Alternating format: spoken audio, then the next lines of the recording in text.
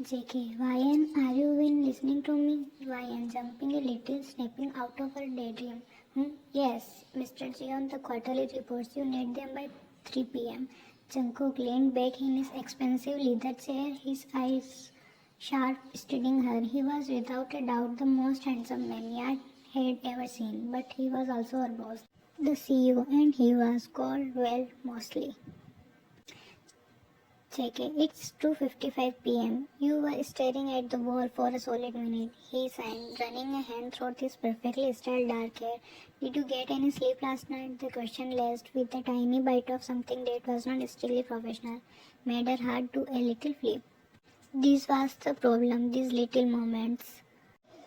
Ryan, I'm fine, sir, just thinking. She quickly placed the file on his desk. The reports are all there. JK nodding slowly, his gaze still on her face. Good, and Yan?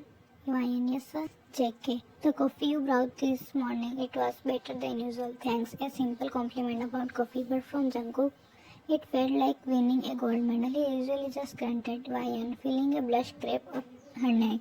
I just went to that new place around the corner. I will get same one tomorrow. He gave a small, almost invisible smile, looked down at his papers, a clear sign the conversation was over. See that you do. Jan practically floated out of his office. Her best friend Mia was waiting at her desk. Mia, okay, what did he say? You have that look. Ryan, he said my coffee was better than usual. Mia, rolling her eyes. Jan, that's not a love confession, that's a comment on coffee beans. Ryan, you don't understand. It's the way he says it. And last week when I was sick, he told me to go home and even asked if I had someone to take care of me. Mia, he's a human being, not a robot. Even robots have basic contraceptive protocols. Ryan, it's more than that. I can feel it. Sometimes when he thinks I'm not looking, he's just watching me and not in. Did you file the those paper way in a different way? Mia sighed, a look of pity on her face. Sweetie, you have been crushing on him for 2 years. He is Jungkook Jeon, CEO billionaire, and you are his slightly clumsy personal assistant. Be careful, okay? Don't read into things that are not there. But Jan was sure they were there. The looks, the small acts of care, they had to mean something. Later that day, a massive storm hit the city.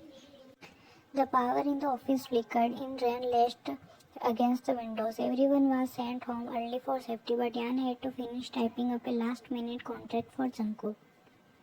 By the time she was done, the office was empty and dark, light only by the emergency lights. She packed her bag and was about to leave when she saw a light coming from under Jungkook's office.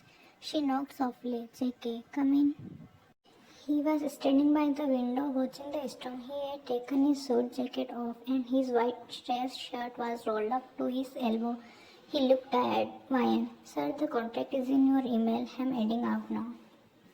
JK turning around. It's a mess out there. How are you getting home? Ryan, the subway, I guess. JK, the subway are delayed. Look, he pointed outside. The streets were already flooding. It's not safe. Wait it out here. Ryan, here in the office. JK, I have a few more things to finish. There's a food in the pantry. Make yourself something. I don't want my best assistant catching pneumonia. He said it in his usual CEO voice, but the concern was undeniable. Her heart hammed against her ribs. See, she thought he cares. Ryan, okay, thank you, sir. An hour passed, the storm raged on. Yan was heating some soup in the pantry when she heard a crash from Jungkook's office, followed by a locker. She rushed to the door. Mr. Jeon, is everything okay? JK, voice tense. I'm fine, just a minor disaster. She pushed the door open. He was standing by his desk, looking frustrated. A large cup of what looked like cold coffee was spilled all over his desk, and more importantly, all over the front of his crisp white shirt. It was soaked, a dark brown stain spreading across his chest. Ryan, oh no, let me help you clean that up. She grabbed a bunch of tissues from the box on his desk. JK holding up a hand to stop. It's fine, yeah, Ryan, don't worry about it. He looked down at his ruined shirt with a grimace. It's useless. I have a spare shirt in the closet in the private log. Just give me a moment. He walked towards a door at the back of his office that led to his small private log and bathroom. He did not fully close the door, just pushed it to leaving it slightly ajar, properly thinking she had gone back to the pantry. Ryan stood there holding the useless tissue, her mind racing. This was the most exciting thing that had happened all week. Jungkook Jeon, shirtless, was just a few feet away, a completely inappropriate, thrilling thought. She should walk away, she knew she should. But her feet felt glued to the floor. Her curiosity was a living, breathing thing inside her. What did he look like under all those perfectly tailored suits? It was a stupid, reckless idea, and before she could talk herself out of it, her hand was pushing the door open. Sir, I think I have some strange removing wipes in my... Her voice died in her throat. The door swung open silently, and she saw him. He was standing with his back to her, his broad, muscular back on full display, but he was half turned, reaching for the fresh shirt hanging on a hook, and in that split second, she saw it. On the left side of his chest, right over his heart, was a tattoo, a name written in elegant black cursive. Jess. Yan froze. The world swelled down. The sound of the rain faded into a dull roar in her ears. Jess. A girlfriend. He had a girlfriend. Of course he did. A man like him, handsome, rich, powerful. Why did she ever think he was single? Why did she ever think his small kindness was for her? He must have heard her gasp or felt her presence because he turned his head.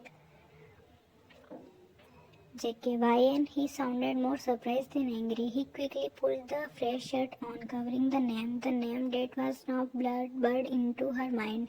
What is it? He was buttoning his shirt, unaware, completely unaware that her world had just shattered into a million tiny pieces. She could not form a sentence. Tears were already pricking at the back of her eyes. Stan, wipes, never mind. Sorry, so sorry. She stumbled back out of the log, out of his office, not hearing call her name again. Mia was right. She had been so stupid. The coffee, compliments, the worried looks, it was all just basic human decency. He had girlfriend named Jess. He probably loved her so much